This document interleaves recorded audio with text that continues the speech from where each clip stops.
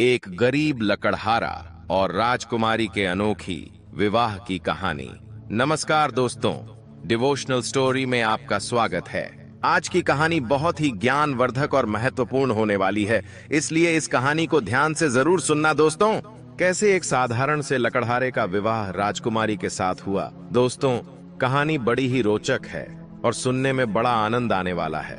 दोस्तों, रामपुर नाम के गांव में एक बल्ला नाम का लकड़हारा अपनी बीवी और 3 बच्चों के साथ में रहता था। उस लकड़हारे के बड़े बेटे का नाम था रमेश, मझले बेटे का नाम था सुरेश और सबसे छोटे बेटे का नाम था दिनेश। रमेश और सुरेश देखने में सुंदर और शरीर से तंदुरुस्त थे, जबकि दिनेश शरीर से बहुत ही कमजोर और सांवले रंग का बालक था।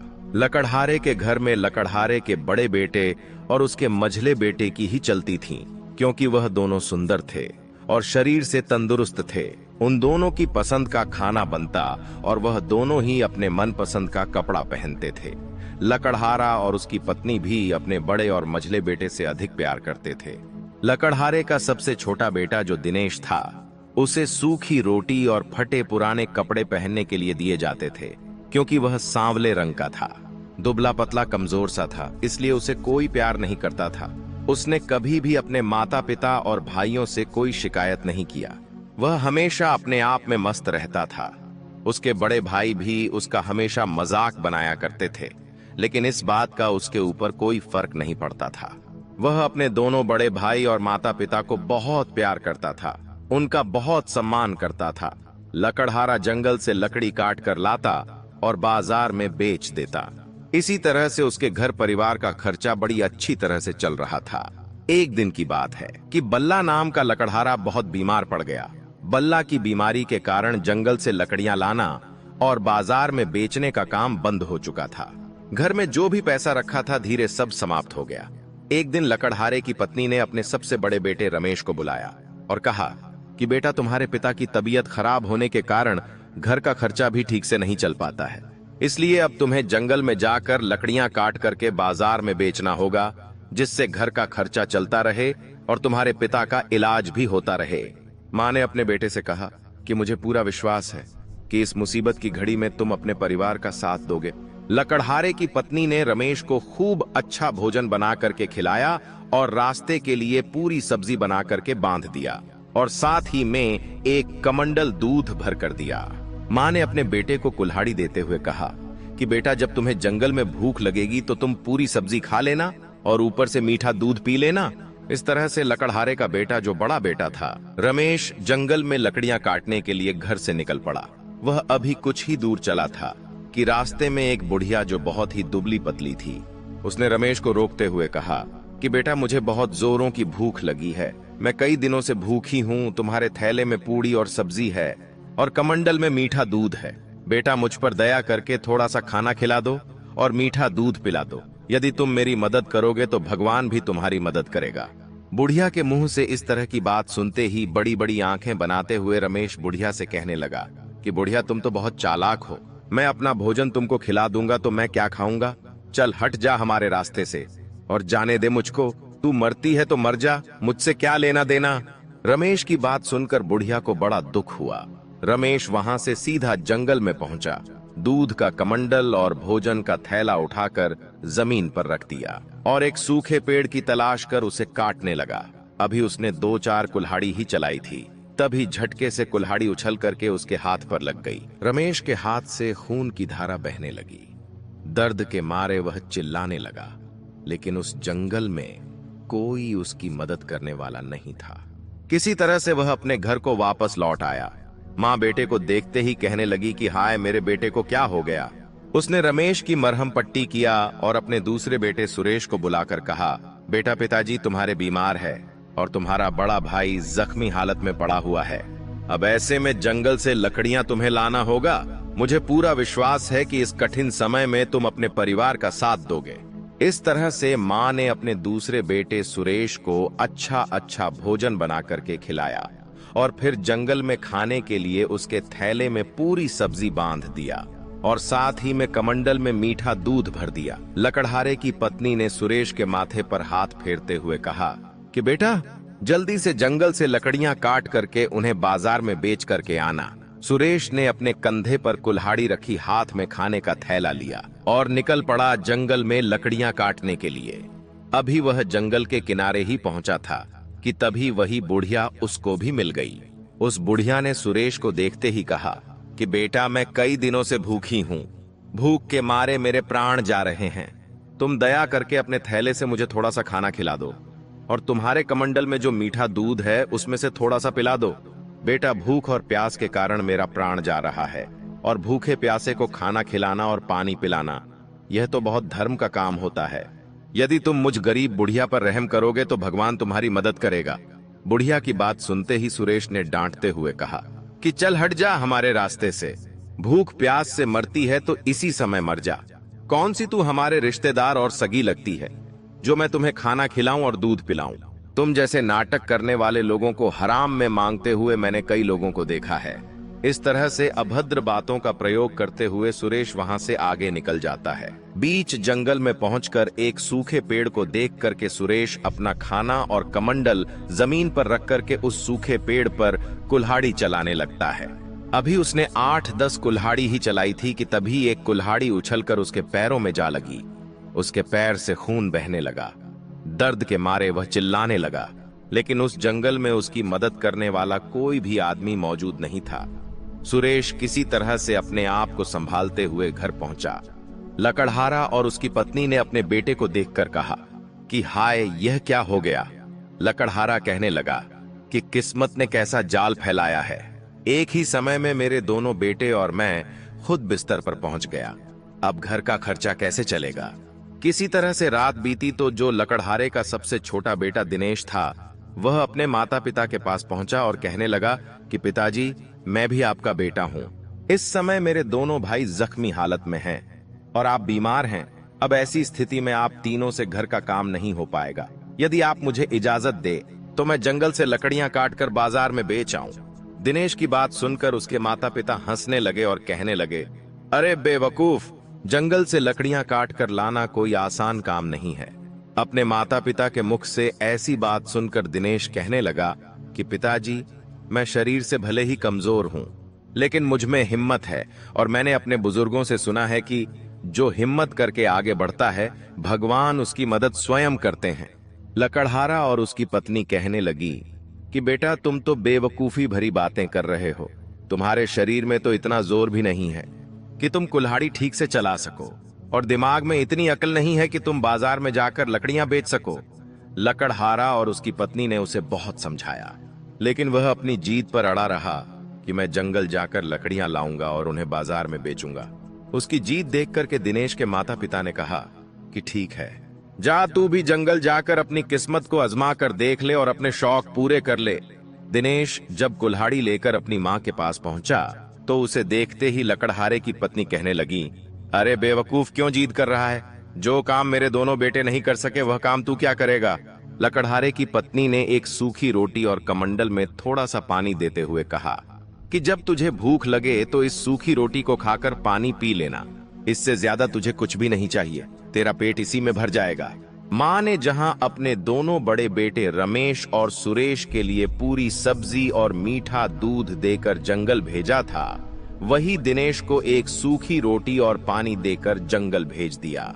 दिनेश बहुत खुश था।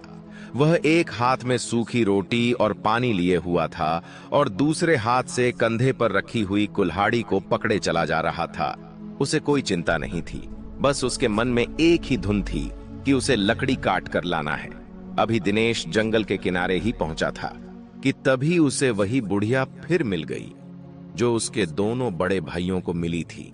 उस बुढ़िया ने दिनेश को देखते ही कहा कि बेटा, मैं कई दिनों से भूखी हूं और प्यासी हूं। भूख और प्यास के कारण मेरे प्राण जा रहे हैं। यदि तुम मुझे अपने थैले से थोड़ा सा भोजन करा देते तो और पानी पिला देते तो मेरे प्राण बच जाते। उस बुढ़िया के मुख से इस तरह की बात सुनते ही दिनेश कहने लगा कि माताजी, आप तो मुझे बहुत कमजोर और भूखी प्यासी दिखाई देती है, लेकिन क्या करूं, मेरे पास कोई अच्छा खाना नहीं है। मेरे पास तो केवल सूखी रोटी है। यदि आप इसे खाना चाहो तो बड़ी शौक से खा सकती हो। इतना कहकर के जैसे ही दिनेश अपने थैलों को खोलने लगा तो उसके आश्चर्य का ठिकाना नहीं रहा। उसने देखा कि उसके थैले में सूखी रोटी की जगह पर पूरी पकवान और मिठाइयां भरी पड़ी हैं। दिनेश ने जब अपने कमंडल को खोल करके देखा तो उसमें मीठा दूध है, पानी की जगह उसके कमंडल में।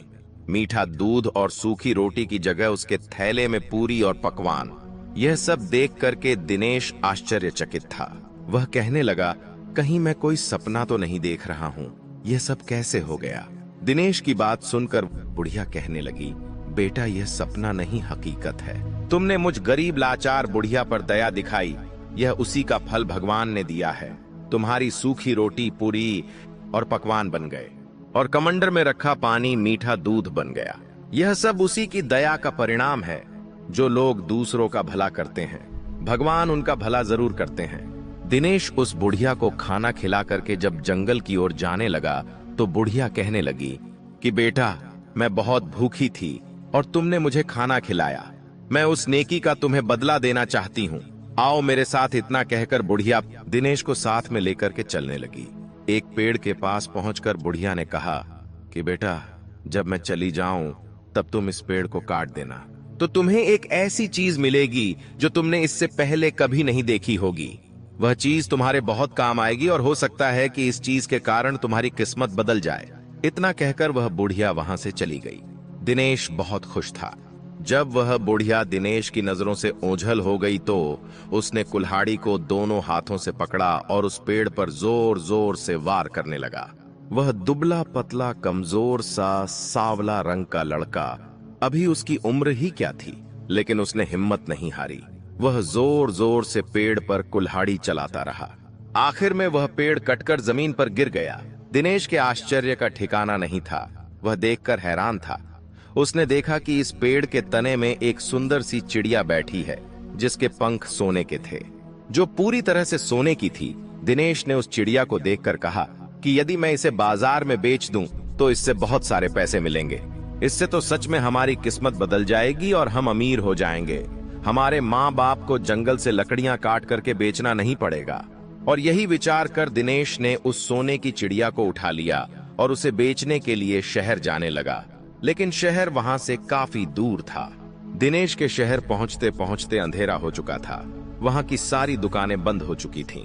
ऐसे में उस अपने सोने की चिड़िया का कोई खरीदार उसे दिखाई नहीं दिया। अब ऐसी स्थिति में वह अपने घर वापस नहीं जा सकता था क्योंकि रात बहुत हो चुकी थी। ऐसे में उसे रात भर वही गुजारना था। दिनेश एक सराय वाले के पास गया और कहने लगा कि भाई साहब, क्या मैं आपके यहाँ रात्रि के लिए विश्राम कर सकता हूँ?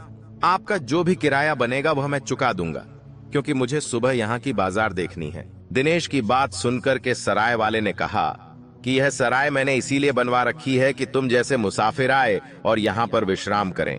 तुम आराम से यहाँ पर रात गुजार सकते हो। उस सराय वाले ने जब दिनेश के हाथ में एक अद्भुत चिड़िया देखी तो कहने लगा, अरे यह सोने की चिड़िया तुम्हारे पास कहाँ से आई? इसके तो सारे पंख सोने के हैं। कितनी सुंदर चिड़िया है। ऐसी अद्भुत चिड़िया मैंने अपने जीवन में कभी नहीं देखी। मैं अपनी बेटियों को बुला करके लाता हूँ और इस अद्भुत चिड़िया को दिखाता हूँ। मेरी तीनों बेटियां इस सोने की चिड़िया को देख करके बहुत प्रसन्न हो जाएंगी। वह सराय वाला तुरंत ही अपनी तीनों बेटियों को बुला करके लाया और कहने लगा कि देखो यह सोने की चिड़िया कितनी सुंदर है। बड़ी बेटी ने कहा कि यह चिड़िया कितनी सुंदर है। मझली बेटी ने कहा कि इसके पंख तो सोने के हैं।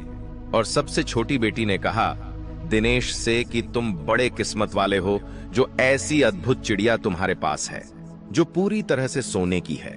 दिनेश जिसके घर में ठहरा हुआ था, उसकी तीनों बेटियां उस सोने की चिड़िया को देख करके बहुत खुश थीं। दिनेश ने सराय वाले के कहने पर उस सोने की चिड़िया को दूसरे कमरे में रखा और खुद दूसरे कमरे में जाकर के लेट गया। दिनेश काफी थक चुका था, इसलिए उसे लेटते ही नींद आ गई और वह गहरी नींद में सो गया। उधर वह सराय वाले की जो सबसे बड़ी बेटी थी, उसके मन में उस सोने की चिड़िया को देख करके लालच पैदा हो गया। वह सोचने लगी कि यदि मैं उसके एक पंख को नोच लो तो इससे उस पर कोई फर्क भी नहीं पड़ेगा। यही सोचकर के सराय वाले की सबसे बड़ी बेटी उस सोने की चिड़िया वाले कमरे में पहुंच जाती है। जैसे ही वह चिड़िया के पंख नोचने के लिए अपने हाथ को आगे बढ़ाती है, उसके हाथ इस चिड़िया से चिपक जाते हैं। वह बहुत प्रयत्न करती है लेकिन अपने हाथ उसे नहीं छुड़ा पाती और जोर जोर से अपनी छोटी बहन को बुलाने लगती है। बड़ी बहन की आवाज सुनकर के मंझली वाली बहन आती है। उसने आते ही कहा कि अरे दीदी, यह क्या हो गया।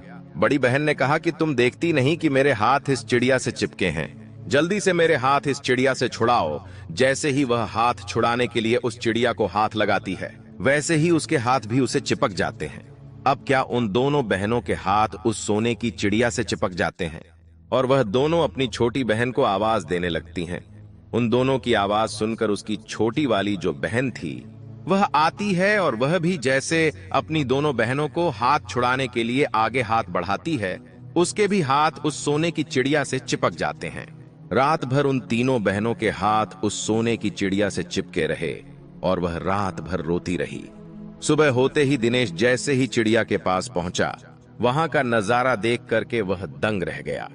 दिनेश विचार करने लगा कि जरूर इन तीनों ने इस सोने की चिड़िया को चुराने की कोशिश किया होगा, इसीलिए इन तीनों के हाथ इससे चिपक गए हैं। तभी वह सराय वाला भी वही आ गया और कहने लगा, अरे दुष्ट लकड़हारा, तुमने यह क्या कर दिया। तुम देखते नहीं कि मेरे तीनों बेटियों के हाथ तुम्हारी सोने की चिड़िया से चिपक गए हैं।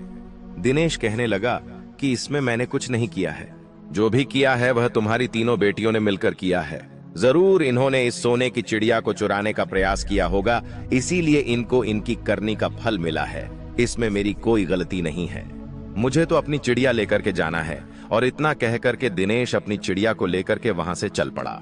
उसकी सोने की चिड़िया के साथ वह सराय वाले की 3 बेटियां भी चल दी, क्योंकि उन तीनों के हाथ उस सोने की चिड़िया से चिपके हुए थे।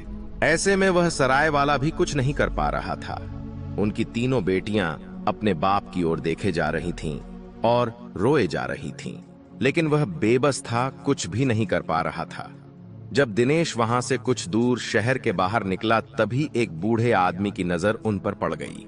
वह बूढ़ा आदमी सराय वाले की तीनों बेटियों को देखकर पहचान गया। वह सोचने लगा कि यह लड़का आखिर इन तीनों को लिए कहां जा रहा है। तभी उस बूढ़े आदमी ने आवाज लगाई, अरे बेटे, तुम इन तीनों लड़कियों को लिए कहां जा रहे हो, रुक जाओ। जब दिनेश ने उसकी किसी बात पर ध्यान नहीं दिया और वह चलता रहा, तभी दौड़ करके वह बूढ़ा उन लड़कियों को छुड़ाने के लिए जैसे ही उस लड़की को अपना हाथ लगाता है, वह भी उनके साथ चिपक जाता है। वह कहने लगा, यह क्या हो गया, मेरा हाथ कैसे चिपक गया, छुड़ाओ छुड़ाओ, मुझे छुड़ाओ। इस तरह से वह जोर जोर से आवाज लगाकर चिल्लाने लगा। तभी वहां से एक राहगीर गुजर रहा था। उस राहगीर ने देखा कि एक लड़का अपने बगल में एक चिड़िया को दबाए जा रहा है और उस चिड़िया के पीछे पीछे 3 लड़कियां जो रोए जा रही हैं और उन लड़कियों के पीछे एक बूढ़ा आदमी जो बचाओ बचाओ की आवाज लगा रहा है। उस राहगीर की कुछ समझ में नहीं आ रहा था और वह दौड़ करके उस बूढ़े आदमी को बचाने के लिए जैसे ही उसको हाथ लगाया, वह भी उनके साथ चिपक गया। डर के मारे वह राहगीर ही चिल्लाने लगा, बचाओ बचाओ, मेरे हाथ चिपक गए हैं। वहीं पर रास्ते में 2 किसान अपने खेतों में काम कर रहे थे। उस राहगीर की आवाज सुनकर वह भी उसे बचाने के लिए दौड़ पड़े और जैसे ही उन दोनों किसानों ने राहगीर को पकड़कर पीछे खींचना चाहा, वैसे उन दोनों के हाथ भी उस राहगीर से चिपक गए। वह दोनों किसान बहुत प्रयास किया अपना हाथ छुड़ाने के लिए, लेकिन वह अपना हाथ नहीं छुड़ा पाए। फिर मजबूर होकर के पीछे पीछे चलने लगे। अब आगे दिनेश चिड़िया को बगल में दबाए जा रहा था। उसके पीछे सराय वाले की तीनों बेटियां चली जा रही थीं। उनके पीछे एक बूढ़ा आदमी, फिर उनके पीछे राहगीर और उसके बाद में दोनों किसान, कुल मिलाकर के 7 आदमी उस लकड़हारे के बेटे के पीछे पीछे चले जा रहे थे, क्योंकि उस चिड़िया ने उन सबको जकड़ रखा था और वह सभी बेबस होकर के पीछे पीछे चले जा रहे थे। शाम होते होते वह एक शहर में पहुंच गया। जैसे ही वे लोग शहर में पहुंचे तो उन्हें देखने के लिए भीड़ लग गई।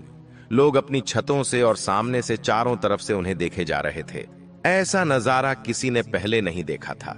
शहर में दाखिल होने से पहले सराय वाले की बड़ी बेटी ने दिनेश से कहा कि तुम ऐसे कब तक चलते रहोगे, हम लोग थक चुके हैं और रात भी होने वाली है, अब आगे जाने के बजाय यहीं पर रुक जाओ। तब दिनेश उन सभी को लेकर एक जगह पर पहुंचा और कहने लगा कि हम मुसाफिर हैं, क्या हम सभी आज रात्रि के लिए यहाँ पर रुक सकते हैं। उस बिल्डिंग का जो मालिक था वह कहने लगा कि यह जगह हमने इसीलिए बनवाई है कि तुम जैसे मुसाफिर यहाँ पर आकर रुक सके। तुम्हें यहाँ भोजन और बिस्तर सब कुछ मिलेगा, तुम आराम से यही रात गुजार सकते हो। दिनेश उन सभी लोगों को लेकर उस बिल्डिंग के अंदर चला गया और वह सभी आगे पीछे करके वहीं पर बैठ गए।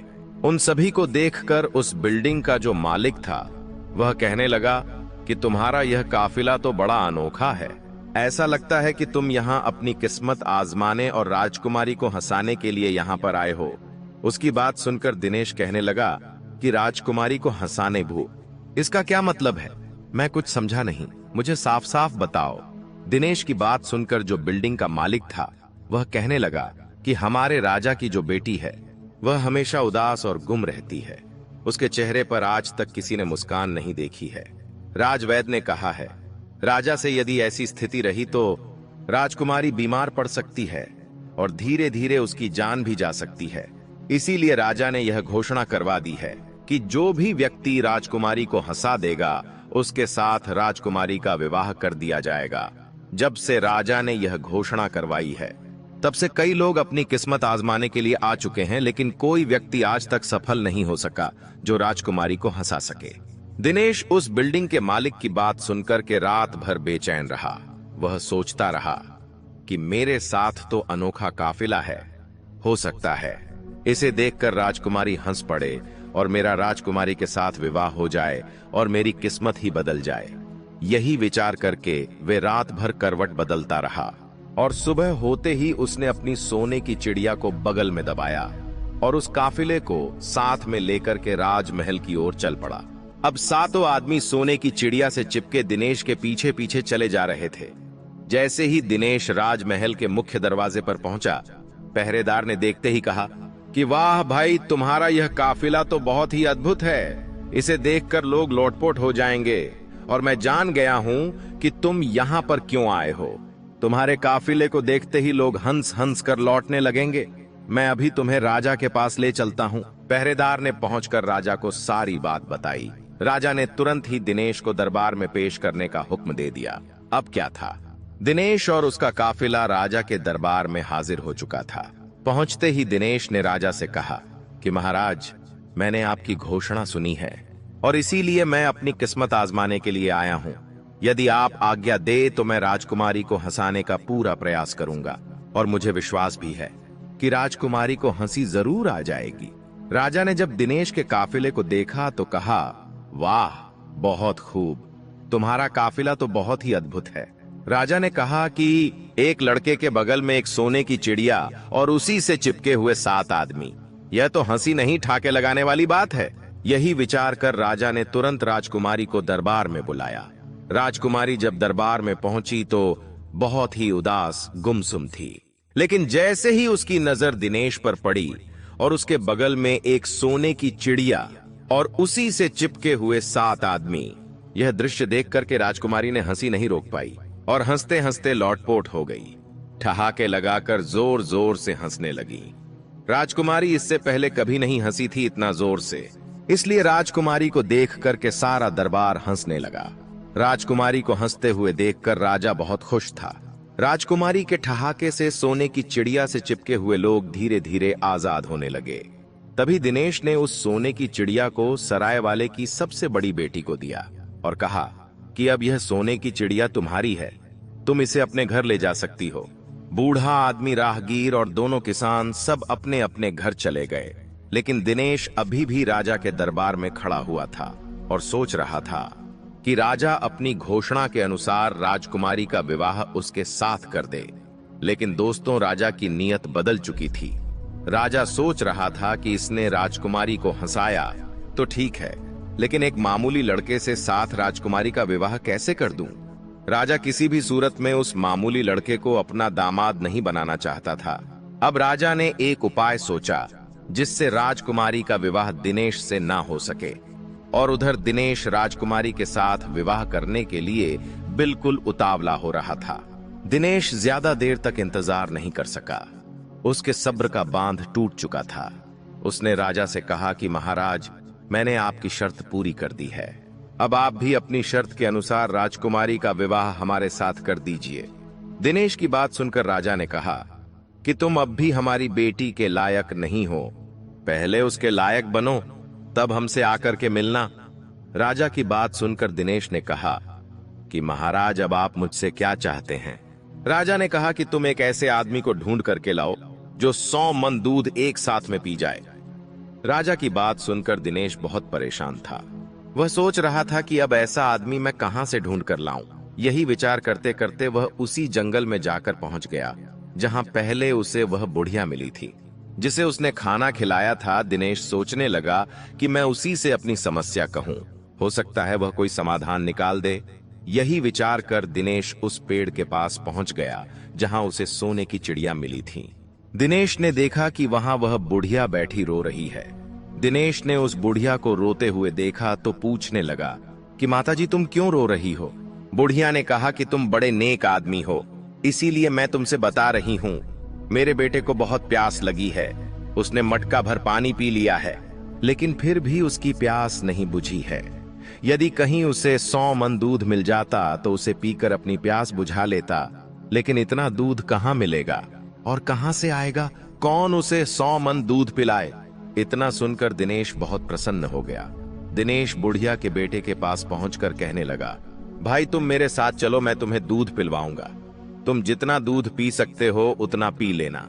इतना कहकर दिनेश उस बढ़िया के बेटे को अपने साथ लेकर के राजा के दरबार में पहुंच गया और कहने लगा कि महाराज, तुम इसे जितना दूध पिलाना चाहते हो पिला दो, ये आपका 100 मन दूध पी जाएगा।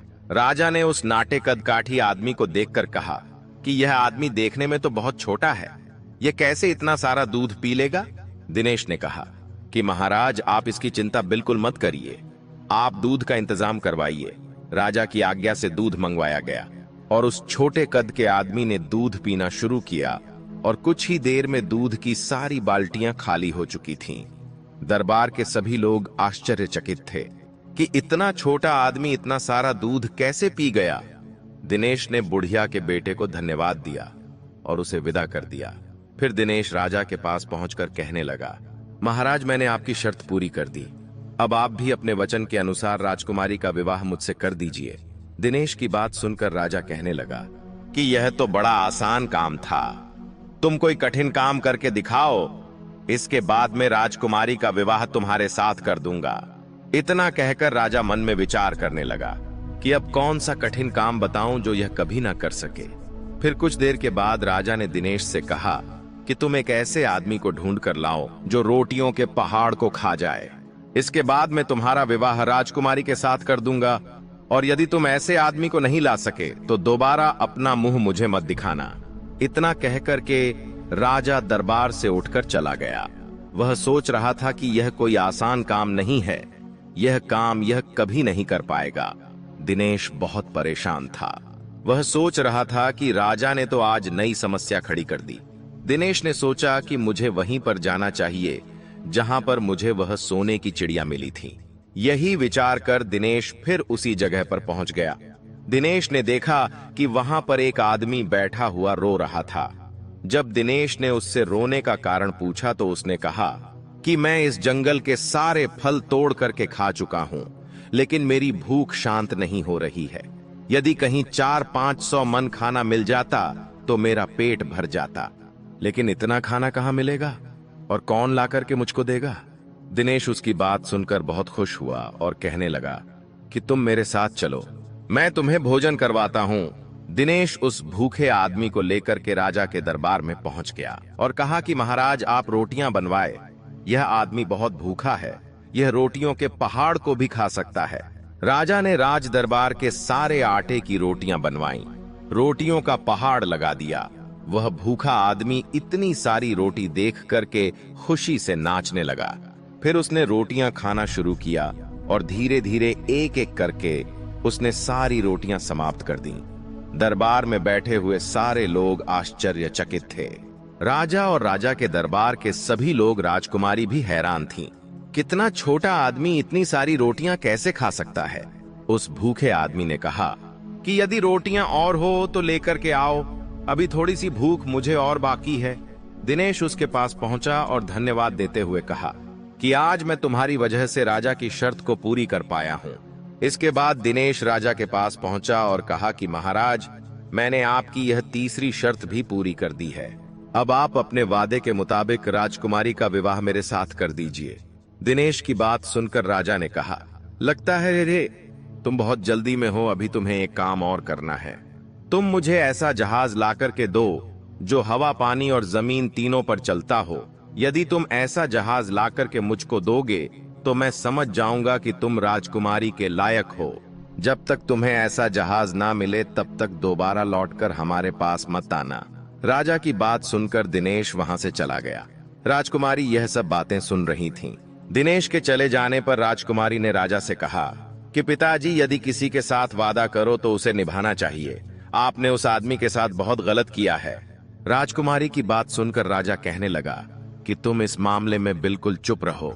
मैं तुम्हारा विवाह उसके साथ करूंगा जो तुम्हारे लायक होगा। मैं इस साधारण आदमी को अपना दामाद नहीं बना सकता। राजकुमारी अपने पिता की बात सुनकर अपने कक्ष में वापस चली गई।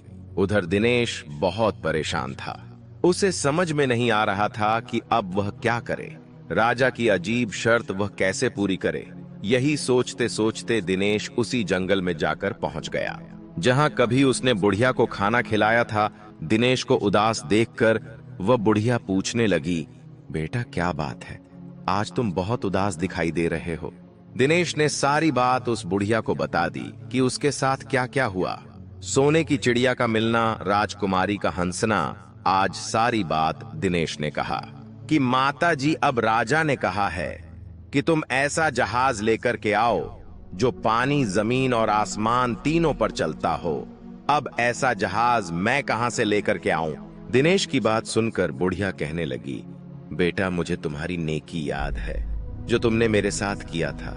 असल में रोटियों का खाना, दूध का पीना, यह सब कुछ मैंने किया था। अब मैं तुम्हें एक ऐसा जहाज बना करके दूंगी जो हवा, पानी और जमीन तीनों पर चलता है। इतना कहकर के वे बुढ़िया जहाज बनाने में जुट गईं। कुछ दिनों के बाद जहाज बनकर तैयार हो गया। दिनेश ने जब वह जहाज देखा तो बहुत प्रसन्न था। दिनेश ने उस जहाज पर उस बुढ़िया को भी बैठाया और राजमहल की ओर चल दिया। राजमहल पहुंचकर जब दिनेश उस जहाज से नीचे उतरा तो राजा के आश्चर्य का ठिकाना नहीं था। वह सोच रहा था कि कैसे नामुमकिन काम को यह मुमकिन कर रहा है। अब ये मेरी बेटी के योग्य है। अब इससे योग्य और कोई दूसरा नहीं हो सकता और दिनेश को मात देना कोई आसान काम नहीं है। दोस्तों, इस तरह से विचार कर राजा ने राजकुमारी का विवाह दिनेश के साथ कर दिया और कुछ दिनों के बाद दिनेश उस राज्य का राजा बन गया और उसकी किस्मत बदल चुकी थी। और जब उसके माता पिता ने यह हाल सुना कि उसका जो सबसे बेवकूफ लड़का था, जिसे वह नाकारा समझ रहे थे, वह तो बड़ा बुद्धिमान निकला। दोस्तों, यह सब जो था वह दिनेश की किस्मत बदल चुकी थी। ये उसकी नेकी का फल था, क्योंकि उसके दिल में दया थी। उसने भूखे को भोजन करवाया था और प्यासे को पानी पिलाया था। उसने नेक काम किया था, इसलिए भगवान ने उसकी मदद की। उसे एक साधारण लकड़हारा से राजा बना दिया। दोस्तों, मुझे उम्मीद है कि यह कहानी आपको जरूर पसंद आई होगी, तो वीडियो को लाइक और चैनल को सब्सक्राइब जरूर करें। हम आपसे मिलते हैं फिर एक नए वीडियो के साथ। तब तक अपना ध्यान रखें। जय माता दी।